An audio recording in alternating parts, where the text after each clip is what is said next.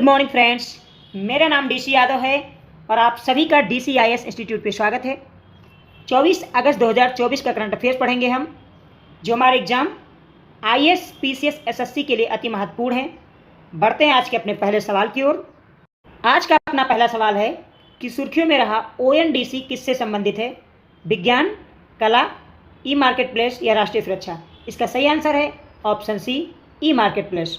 अब हम साथियों बात करते हैं क्या है ई मार्केट प्लेस। साथियों सबसे पहले मैं बता दूं कि ONDC का पूरा नाम जो होता है ये होता है open network for digital commerce. ये उपभोक्ताओं को, कोई भी उपभोक्ता हो उसको मार्केट प्लेस पे सीधे वस्तुओं की खरीद और बिक्री की अनुमति देता है, यानी बिचौलिए से इनकी रक्षा करता है। और ONDC जो है ये वाणिज्य और उद्योग मंत्रालय के अधीन जो एक संस्था है DPIIT, उसके अंतर्गत काम करता है। DPIIT साथियों कंपनी अधिनियम 2013 के अंतर्गत एक गैर लाभकारी संस्था है।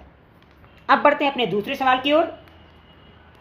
अपना दूसरा सवाल है साथियों कि हाल ही में भारत ने राष्ट्रीय सुरक्षा आपूर्ति समझौता किस देश के साथ किया है? नेपाल, मलेशिया, पोलैंड या अमेरिका? इसका सही आंसर है option D, United state of America के साथ भारत ने राष्ट्रीय सुरक्षा आपूर्ति समझौता किया है। इसके तहत दोनों देश राष्ट्रीय सुरक्षा से संबंधित एक दूसरे के प्रति साझेदारी रखेंगे। बात अगर साथियों अमेरिका की करें, हम सभी जानते हैं अमेरिका दुनिया का एकमात्र इस समय सुपर पावर है और दुनिया की सबसे बड़ी आर्थिक महाशक्ति है। लगभग 22 ट्रिलियन डॉलर के साथ ये दुनिया की पहले नंबर की इकोनॉमी है, जबकि चाइना दूसरे स्थान पे है और हम पूरी दुनिया में जो भारत का स्थान है इकोनॉमी में वो 5th पोजीशन पे है। अमेरिका की राजधानी साथियों वाशिंगटन DC। यहाँ कई महत्वपूर्ण आपको अमेरिका के अंदर संस्थान मिलेंगे, क्योंकि अमेरिका का लगभग पूरी दुनिया में वर्चस्व है। इसकी वजह से यूनाइटेड नेशन से लेके विश्व बैंक और IMF तक के हेडक्वार्टर आपको अमेरिका में मिलेंगे। आज का अपना तीसरा सवाल है साथियों कि हाल ही में किस राज्य ने आंदोलनकारी व उनके आश्रितों, यानी जो उनके बीवी बच्चे हैं, उनको PCS परीक्षा में 10% आरक्षण की मंजूरी किस राज्य ने दी है? प्रोविंशियल सिविल सर्विसेज का जो एग्जाम होता है स्टेट लोक सेवा आयोग का, उसमें किस राज्य ने 10% के आरक्षण की मंजूरी दी है? महाराष्ट्र, कर्नाटक, उत्तराखंड या राजस्थान? इसका सही आंसर है ऑप्शन सी, उत्तराखंड के पुष्कर सिंह धामी गवर्नमेंट ने जितने लोग आंदोलन में भाग लिए थे आज़ादी के, अगर वो जिंदा हैं या उनके आश्रित हैं, उन सभी को अगर PCS एग्जाम देते हैं तो उनको 10% की मंजूरी मिलेगी आरक्षण में। हालांकि हम सभी जानते हैं कि जो लोग भाग लिए होंगे वो PCS का एग्जाम नहीं दे सकते, यानी उनके जो बच्चे वगैरह हैं उनको PCS provincial civil service exam में उत्तराखंड 10% का आरक्षण देगा। बात अगर उत्तराखंड की करें साथियों तो उत्तराखंड, उत्तर प्रदेश, हिमाचल प्रदेश, इसके अलावा हरियाणा के साथ अपनी सीमा बनाता है और एक अंतर्राष्ट्रीय सीमा बनाता है नेपाल और एक अंतर्राष्ट्रीय सीमा बनाता है चीन के साथ। साथियों अगर हम बात करें उत्तराखंड की, तो उत्तराखंड की जो स्थापना हुई थी वो 9 नवंबर सन 2000 को हुई थी। ये उत्तर प्रदेश से अलग एक राज्य बना था। इसकी राजधानी वर्तमान में देहरादून है और मुख्यमंत्री है पुष्कर सिंह धामी। उत्तराखंड में यूनेस्को के जो विश्व विरासत स्थल हैं, देश में टोटल 43 विश्व विरासत स्थल हैं। इसमें साथियों 2 महत्वपूर्ण जो विश्व विरासत स्थल हैं, फूलों की घाटी और नंदा देवी, ये आपको उत्तराखंड में मिलेंगे।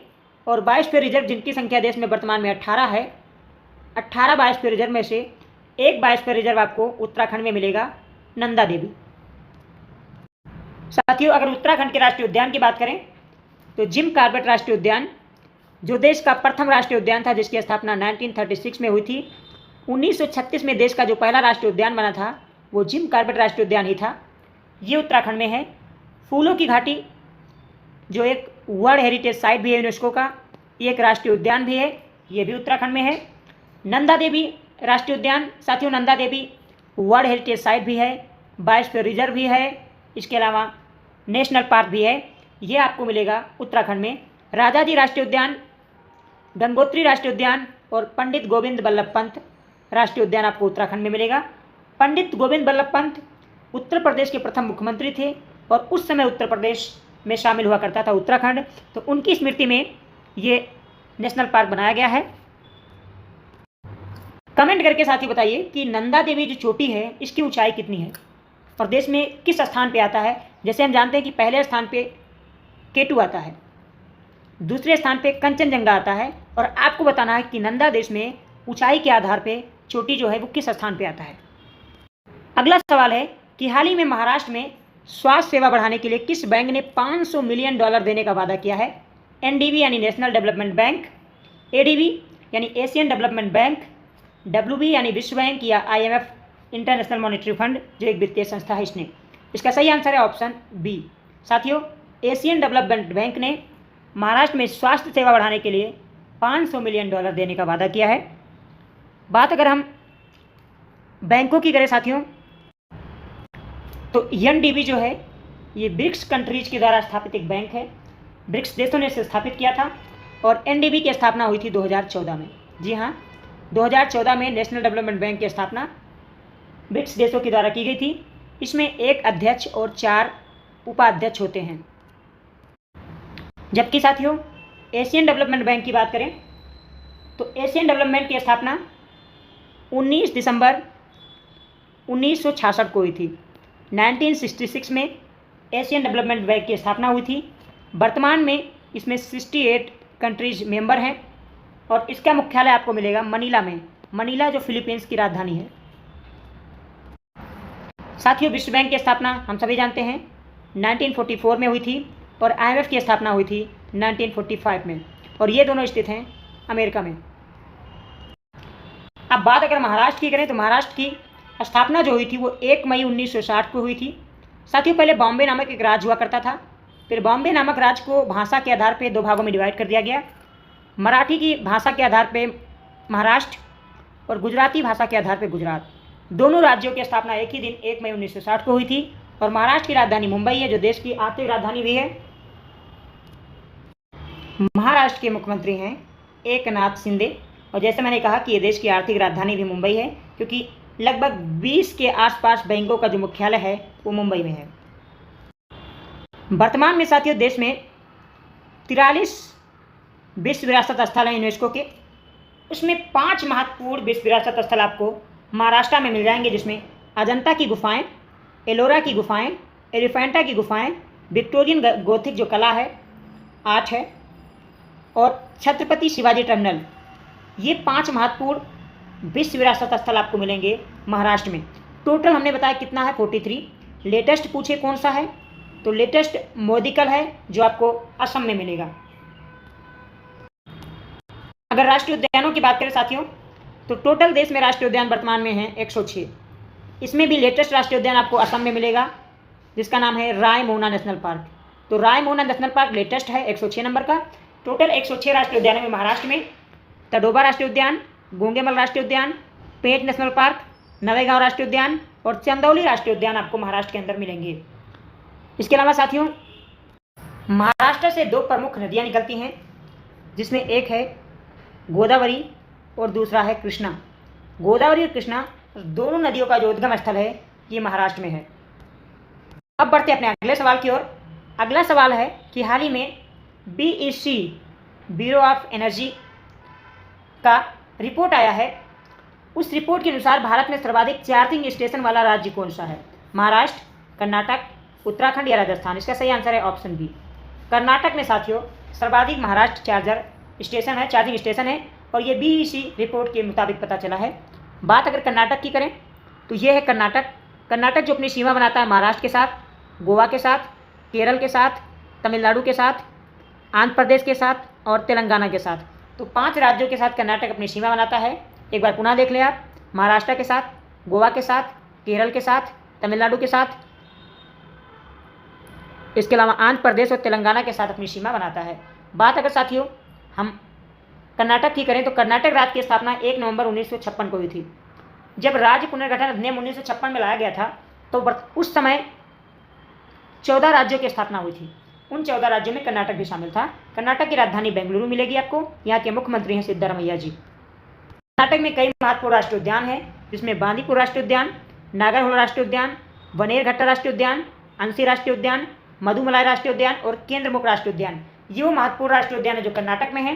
कर्नाटक में साथियों सबसे ज़्यादा देश में हाथी भी पाई जाती है।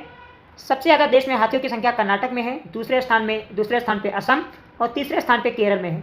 साथियों कर्नाटक, केरल और झारखंड ये 3 ऐसे राज्य हैं जिनका जो राजकीय पशु है वो एलिफेंट है। अगर आपसे कोई पूछे कि किस राज्य का राजकीय पशु एलिफेंट है तो कर्नाटक, केरल और झारखंड का है। सर्वाधिक एलिफेंट कहाँ पाया जाता है तो कर्नाटक में ही पाया जाता है। दूसरा सबसे ज़्यादा एलिफेंट कहाँ पाया जाता है, असम में, और तीसरा केरल में।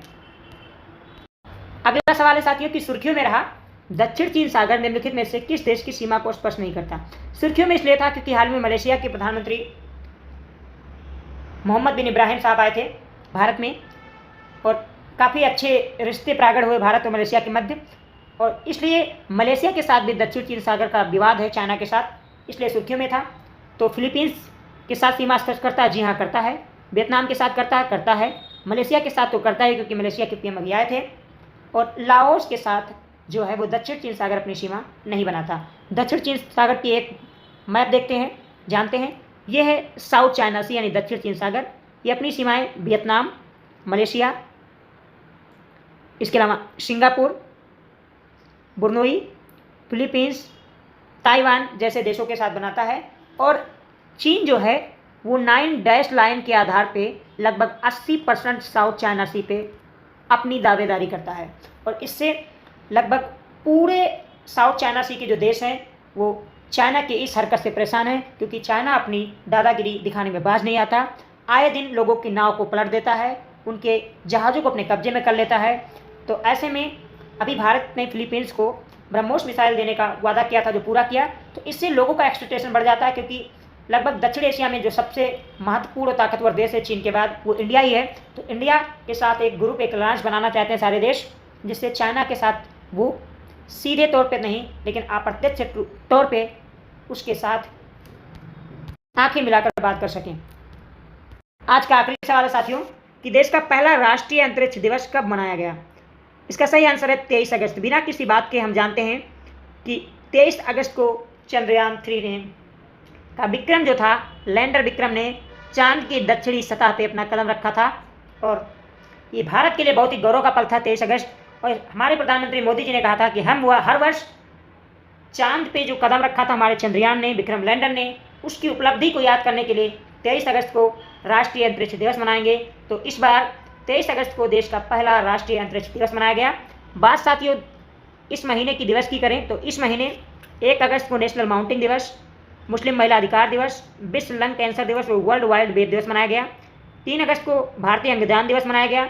6 अगस्त को हिरोशिमा, 7 अगस्त को राष्ट्रीय हथकरघा दिवस, 8 अगस्त को अगस्त क्रांति, क्योंकि 1942 में 8 अगस्त को ही भारत छोड़ो आंदोलन स्टार्ट हुआ था। 9 अगस्त को नागासाकी दिवस, क्योंकि हम जानते हैं कि हिरोशिमा और नागासाकी पे अमेरिका ने परमाणु बम फेंके थे। 10 अगस्त को विश्व जैव ईंधन दिवस। 12 अगस्त को अंतर्राष्ट्रीय युवा दिवस और उसी दिन मनाया जाता है विश्व हाथी दिवस। 13 अगस्त को विश्व अंगदान दिवस। 14 अगस्त को विभाजन विभीषिका स्मृति दिवस, क्योंकि पाकिस्तान और भारत का बंटवारा इसी दिन हुआ था। 16 अगस्त को पारसी नववर्ष मनाया गया। 17 अगस्त को मलयालम का नववर्ष मनाया गया। और 19 अगस्त को विश्व फोटोग्राफी दिवस और 20 अगस्त को मच्छर दिवस और राजीव गांधी के स्मृति में सद्भावना दिवस भी मनाया गया। और अब हम 23 अगस्त को पहला राष्ट्रीय अंतरिक्ष दिवस मना रहे हैं। चलते चलते बात साथियों इसरो के बारे में करेंगे, क्योंकि इसरो की बहुत बड़ी उपलब्धि रही है चांद के दक्षिणी ध्रुव पर उतरना। इसरो की स्थापना हुई थी 15 अगस्त 1969 को। वैसे इसकी स्थापना तो 1962 में ही हो गई थी, लेकिन बाद में इसको जो ऑफिशियल नाम मिला वो 15 अगस्त 1969 को इसरो के नाम से मिला। इसरो का मुख्यालय बेंगलुरु में है। इसरो के वर्तमान अध्यक्ष हैं एस सोमनाथ साहब। और इसरो का जो प्रथम सैटेलाइट था वो आर्यभट्ट था, जिसे 19 अप्रैल 1975 को सोवियत संघ की मदद से भेजा गया। जबकि दूसरा जो महत्वपूर्ण उपग्रह था भारत का वो था भास्कर। और ये दोनों हम सभी जानते हैं कि महान गणितज्ञ थे आर्यभट्ट और भास्कर। आर्यभट्ट ने ही जीरो की खोज की थी और उनकी स्मृति में देश ने पहला सैटेलाइट जो छोड़ा था सोवियत संघ की मदद से 19 अप्रैल 1975 को छोड़ा था। साथियों इसरो के प्रमुख मिशन की बात करें तो चंद्रयान फर्स्ट, जिसे 22 अक्टूबर 2008 में भेजा गया आंध्र प्रदेश के श्रीहरिकोटा सतीश धवन अंतरिक्ष केंद्र से। चंद्रयान फर्स्ट की जो उपलब्धि थी चांद पे जल की खोज इसी ने किया था और इसे हमने PSLV C11 से भेजा था। आप इसे याद रखिएगा। ये पूछ सकता है कि हमने चंद्रयान फर्स्ट को कब भेजा था? तो 22 अक्टूबर 2008 को। किससे भेजा था, किस व्हीकल से? तो PSLV-C11 से भेजा था। जो इसरो ने देश को महत्वपूर्ण खुशी दी वो था मंगलयान। जी हाँ, मंगलयान जिसे हमने PSLV-C25 से भेजा। 5 नवंबर 2013 को सतीश धवन अंतरिक्ष केंद्र से भेजा गया और 24 सितंबर 2014 को मंगल कक्षा में पहुंचकर इतिहास रच दिया, क्योंकि दुनिया में पहली बार में मंगल की कक्षा में पहुंचने वाला भारत पहला देश था। उसके बाद हमने चंद्रयान 2 भेजा 22 जुलाई 2019 को, लेकिन वो सॉफ्ट लैंडिंग नहीं कर सका और इसे हमने भेजा था GSLV Mark 3 से।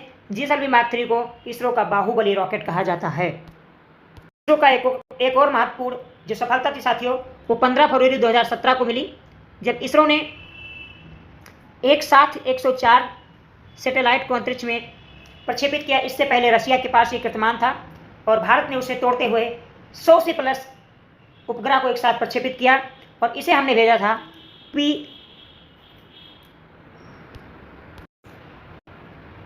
C35 से, C37 से। तो 104 उपग्रह जो हमने प्रक्षेपित किया था वो PSLV-C37 से किया था, जबकि सूर्य के कोरोना के अध्ययन के लिए PSLV-C57 से 15 लाख किलोमीटर की दूरी तय करके आदित्य L1 ने अब सूरज की कक्षा में चक्कर लगाना शुरू कर दिया है। तो ये रही इसरो की उपलब्धियां। आने वाले समय में इसरो गगनयान और शुक्रयान जैसे महत्वपूर्ण मिशन भेजने वाला है, उस पर हमारी नजर रहेगी, पूरे देश की नज़र रहेगी। तो साथियों, ये था आज का अपना करंट अफेयर्स। आपको कैसा लगा आप जरूर बताइए कमेंट करके। सेशन पसंद आया है तो लाइक करें, अपने दोस्तों के साथ शेयर करें और अभी तक सब्सक्राइब नहीं किया तो सब्सक्राइब कर लीजिए, साथ ही बेल आइकन को प्रेस कर लेना। आप सभी का बहुत बहुत धन्यवाद। जय हिंद, जय भारत।